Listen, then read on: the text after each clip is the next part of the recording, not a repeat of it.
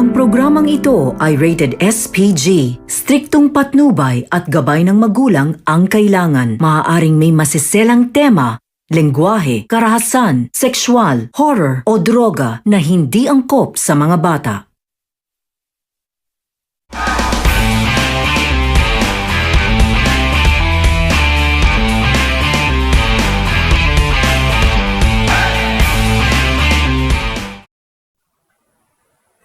So magandang araw mga kapamilya, kapatid at kapuso.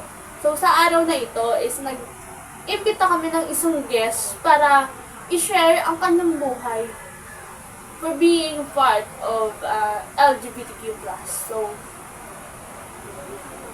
I'm here. Ano ka? Thank you. Tatawa. Hindi. Bakit? Kamusta ka, Mamshi? Okay na naman ako, Ma'am G. So, it's been a while since tayong dalawa. So, how are you today? So far, still pretty. And, tama na, araw-araw pa rin good. So, how about niya, Mamshi? Siyempre, ako din. Oh. Ikaw lang. So, maaari mo bang ikwento sa amin or sabihin sa amin yung preferred name mo kung okay lang sa'yo? So, ayun nga, ang totoong pangalan ay Giancarlo Luis. But, you can call me Joanna. Nakakaganda yun, ah.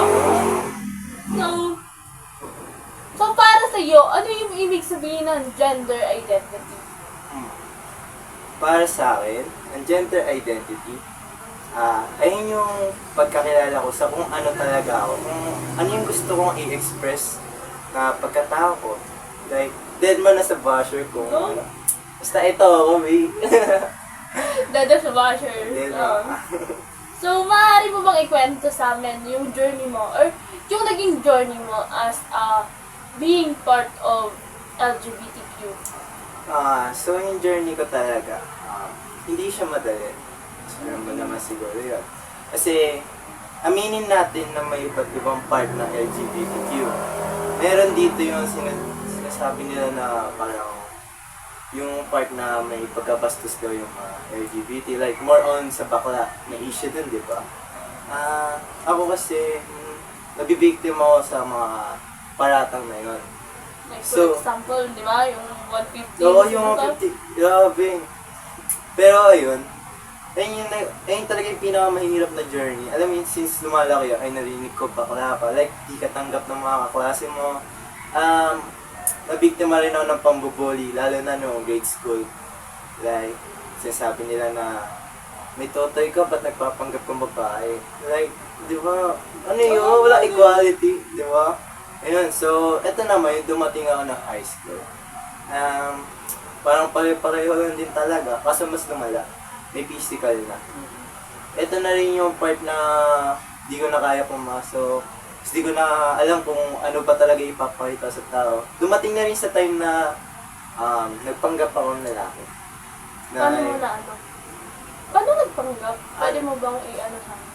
Nagpanggap ako like, nagkagusto ako sa babae, gano'n. Siyempre, alam naman natin yung mga babae ngayon, di ba? Mahilig sa mga guwapo. Uy! Like, alam mo, nagkagapuhan din ako sa yung mga klase namin dati. Pero, wala eh. Kailangan ko magpanggap kasi puro pasa talaga ako dati sa mga klase ko. And, ayun din naman, nahuli rin naman ako. So, wala rin, nilayuan din ako. May naging girlfriend ako nun, but alam niya bakla ako. Sinabi mo sa kanya, siya yung nakatuklas about sa gender. Natuklasan niya. Sa ano Like, paanong paraan niya natuklasan niya?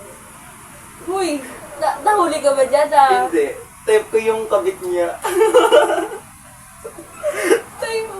May kabit siya. Alam mo yan. Tanggap ko yan. Kasi baka Hindi dapat ginawa mo. Hindi dapat, mo na din.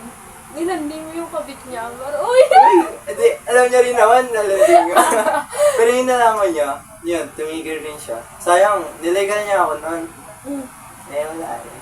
Mas ano talaga, pusong babae. Ayun lang. Tapos ito ngayon. Siyempre, college na ako. Di ko alam paano pa i-express, pero may part na napapakita ko naman na sa mga klase ko ngayon.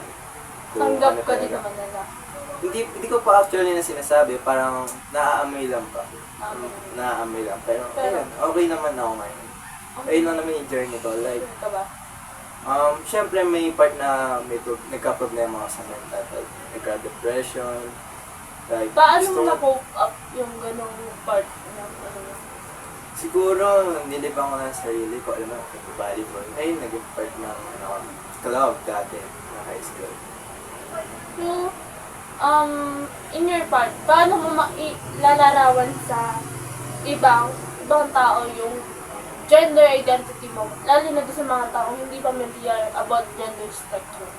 Siguro kung ipapakita ko talaga yung sarili, totoong ako ba?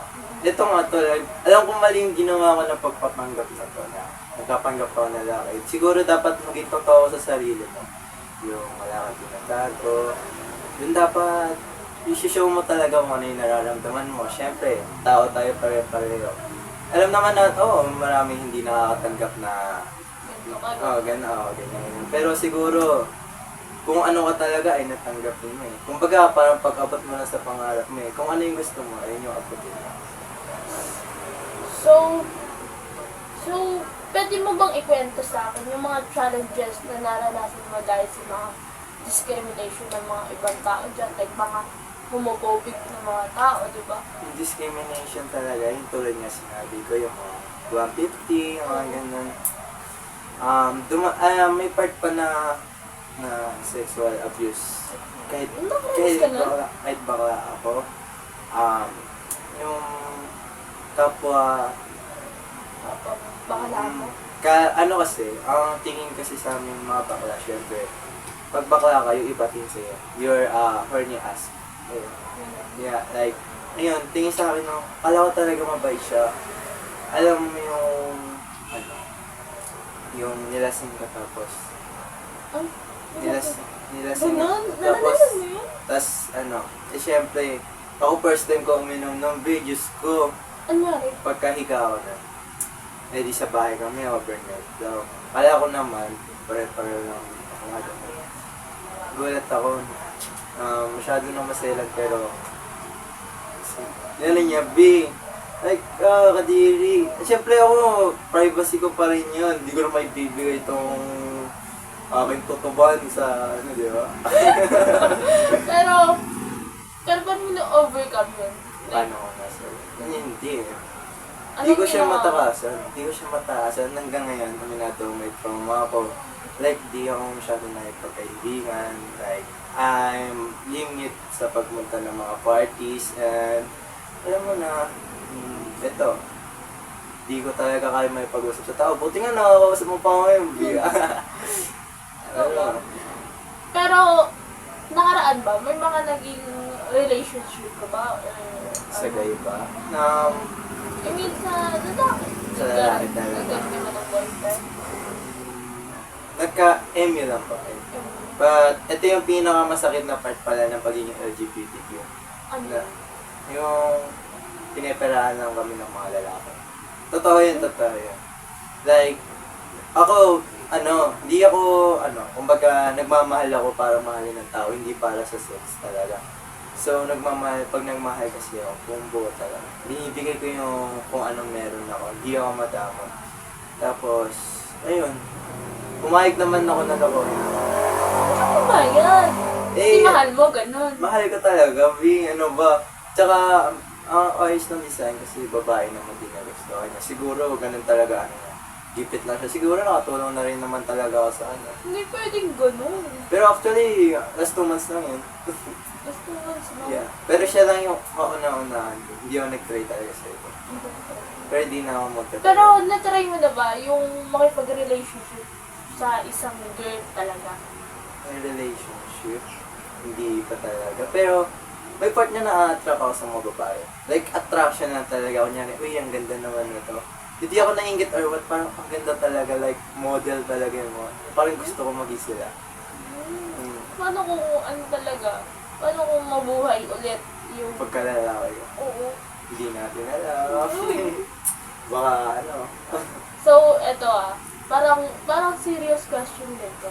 About na sa family mo. Nakatutuot ko na sa kanila. Ayan, good question. Siguro, kailan ba ako umami? May umaming kasi ako na elementary ako. Ang ginawa sa akin nung papa ko, ni daddy, nilunod ako sa timba. Hindi yung timba, as in yung, alam mo Malaking yung, timba? yung drum na ano, yung blue. Doon nilunod ako. Ang dami kong pasatag dati. Kaya relate na relate ako sa kanta ni Glock na yung Sirena ba yun? Kung pumakanta ka din ba? Di ba? Like, yung gumagawa ng paraan para magka-makeup. Like, kinakagit ko labi ko para mamala. Bumibili ka ng ano, na... Tapos tapos may hikaw-hikawan ng dati, gano'n. Pero nung una ba, parang tinatago mo pa siya. Hindi ko siya matago dati ng bata ko kasi ay na talaga nilalaman ng puso ko eh. Like, yun. Pero itong, high school ako, umamin ako na, kaso parang ngayon, yung umamin niya ako eh, lumayo yung loob nila sa akin. Kasi akala nila lalaki ako. Ang bala kasi talaga nila, pagpulisin ako. Eh kaso, hindi. Ayaw mo talaga. Parang Hindi feeling mo talaga kaya. hindi para sa'yo yung pagpupulis. Hindi talaga. Actually, ang gusto ko talaga yung maging fashion designer. Yes. Hindi mo ako model siya. Pero ang problema, siyempre, yung tuition fee ko, alam niyo naman, yung college, magastos talaga. At yung pagiging fashion designer, parang nagiging moderate na lang sa mga kumikita. And yung most, most in demand IT. Kaya kinuha ko yung IT. Siguro may mararating din ang mga IT. Siyempre naman. Ano ka ba? Pero napapagod na ako, feel like mental health ba? Ayun din. Nakapagod, di ba? Parang ayoko na lang mag-college. Para sa'yo ba, yung pagiging part ba ng LGBTQ it is a choice or talagang lumabas mo talaga siya simula ng bata? Being part of LGBTQ is not a choice. It's what you think to yourself talaga. Kung ano talaga yung tingin mo sa sarili mo. Like, kung ano talaga nilalaman ng puso mo. Kasi hindi mo naman masasabi na ganito ka. Kundi talaga yung nilalaman ng puso mo. Kunyari, sinabi mo lalaki ka. Pero, alam mo sarili mo na di mo kaya maging lalaki talaga. Like, malamot ka talaga. Meron naman na mayroong feminine boy na ano talaga. Yung mga yung parang kung sa titignan mo parang gay sila, pero lalaki talaga. lalaki talaga sila. Ako naman, buong-buo talaga na alam ko sa sarili ko na bakla ako. Pero, syempre, hindi ko sinusyo. Kaya tingnan niyo yung gupit ko, panlalaki pa rin. Yung mga suot na ko. Kasi, takot ako ilabas pa. Kasi, Takot ka pa kung ma-judge ng mga tao. Pero sabi mo nga diba sa kanina, okay, dead nasa masa basher! So, ano yung mga positive and negative experience mo as a gay? ano gusto mo na ikaw? Positive, negative? Siyempre, doon tayo sa negative para mas negative. okay mga Ay, yung mga negative experience, ay nako, ang dami yan. Ang worst pa dyan sa mga naging negative experience ko is yung pambubuli, naging part na rin dyan yung teacher ko. Ano Teacher ko nangyari? na lalaki. Alam mo ba ang ano sa akin? Hindi na ako mag-mention syempre. Isa siyang PE class. Tapos, alam mo yun, like sinasabi niya na, oh, ano ba yan, lambot-lambot mo, lalaki ka, di ba? Bakla ka ba? Gusto may bagsak kita. Like, damn! Siyempre. Siguro phobic yung teacher mo. Yeah. Tapos alam mo ba sa tuwing nagsusumbong ka sa kanya, like, ang dami kasi nambubuli, di ba? Nagsusumbong ka sa kanya, PE class, pinapatawa ng bola, wala siyang pakitin. Ako naman, di ko kaya lumaban kasi nga yung parents ko, di ako tanggap. Di ko sila mapapunta sa guidance. Like, ang dami nangyari. Kaya yung mga kawasi ko talaga, tuloy na pambububog sa akin. Actually, ang dami kong scars na bibira pa sa katawan ko. Hindi ka ba nagsumbong sa pamilya mo? Nagsumbong ako pero wala talaga eh. Wala talaga ako. Yung So, kumbaga- tinry mo na bang magsumbong sa kaibigan or Actually, marami akong kaibigan pero ayoko tumagdag sa problema nila. Ako yung type ng kaibigan na ayoko yung tumagdag sa problema. Gusto ko ako yung makakatulong. Ganun po.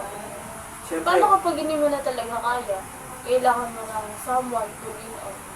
Ayaw na talaga. ayoko talaga. Kaya nga dumating ako sa point na nagpapategi ako. Grabe naman yun. Ayun.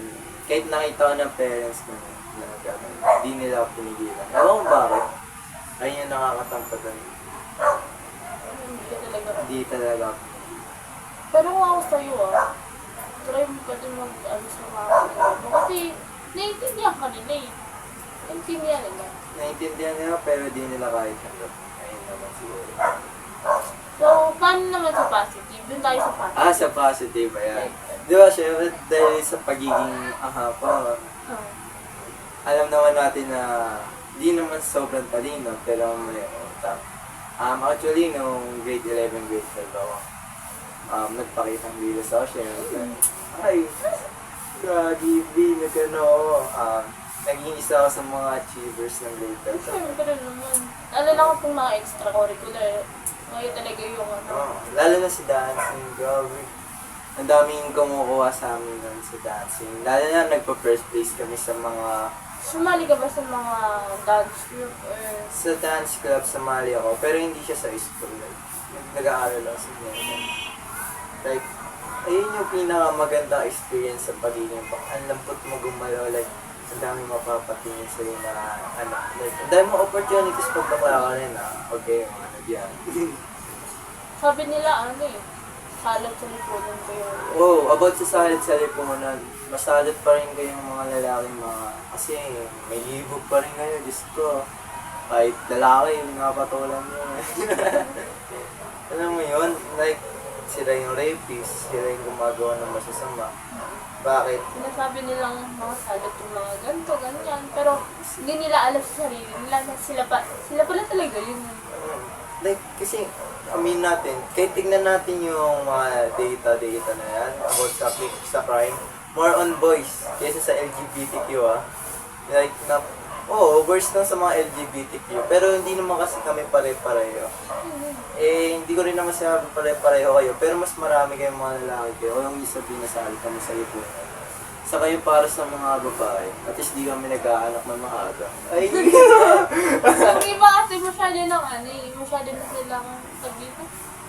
Gusto yun. Yung masyadong below the belt pa yung magsabi ka na. Kaya ako sabi ko sa kanila, pag-isipan nila, sasabihin nila sa mga, kasi marami kami masasabi sa kanila. Yes naman. Parang, Next year. So, next question. Ano yung mai-advise mo sa mga katulad mo na hanggang ngayon is hindi pa sila nakakapag-out sa pamilya nila? Like, natatakot pa sila sabihin kung ano talaga yung nilalaman ng puso nila. Ano yung masasabi mo doon? Ang masasabi ko, siyempre ako, mga B, huwag niyo ako gayahin. Ngayon, sa family ko naman, nasabi ko na since nung high school ako. Kaya, ang masabi ko, umamin kayo hanggat maaga, pero in a good way, huwag yung tatakbo kayo. Like, kung di ka kayo tanggapin yung sarili nyo. Like, kuya gumawa ng paraan kung paano kayo tatanggapin talaga. Kasi alam naman natin na mahirap tanggapin. Alam naman natin yung pinagkaiba ng sex at gender talaga. Like, kung ganito yung nilabas sa atin, may tayo. Tapos yung puso naman natin, pang diba? Like, wag nyo na, like, i-set aside nyo na lang muna yung mga negative comments nila. Like, focus kayo sa sarili nyo kung paano nyo mapapatunayan na kahit ganito tayo, may mapapatunayan tayo. Yes. Yung mga yung mga Basher? Ay nako, wala madudulot yan, B. Saka kung kahit di kayo tanggapin ng parents nyo, kung kaya nyo naman may marating, ayun, tuloy nyo lang. Paalam nyo naman, kaya nyo naman talaga. Wala namang bagay na hindi kaya. Nothing is impossible atin. Marami namang bakla na yung mga you can example, si Vice Ganda. Vice Ganda, di ba? Meron din ba ka, yung kumakanta dun sa ibang bansa. Makalimutan ko yung kumanta niya. Eh. Basta Sam pangalan niya. Isa rin siya sikat. Ganda, mayaman din. Marami naman nagtatago na LGBTQ sila. Pero dahil talaga, aminin mo kasi di naman yan big deal for us. Kasi magkaiba yung goal sa pagkakaroon ng ng pagiging part mo ng LGBT. Actually, pagiging part ng LGBT makakatulong pa kasi yun nga, may community nga tayo. So, ayun, magiging helpful naman sila. Kaya amin lang sa magulang nyo kung hindi nila tanggap kayo, bahala sila. Stay pretty. Paano naman sa mga magulang na hanggang ngayon hindi nila matanggap yung mga anak nila? Kayo, yung mga anak nyo, hindi nyo sila tanggap. I-treat nyo naman ang tama. Kasi, niluwal nyo yan eh. Diba sabi nyo na mahal nyo dapat sa anak nyo. Dapat, support nyo sila kung ano sila. Kasi, legit pa rin naman sila eh, magiging, ano ba yun, makakatulong din naman sila sa inyo, lalo na pagdating na panahon. Kung maganda, pagpapalaki nyo. Pero kung katulad na kayo ng mga iba magulang, like pabaya, di ba? Binubugbog yung anak kasi ganyan.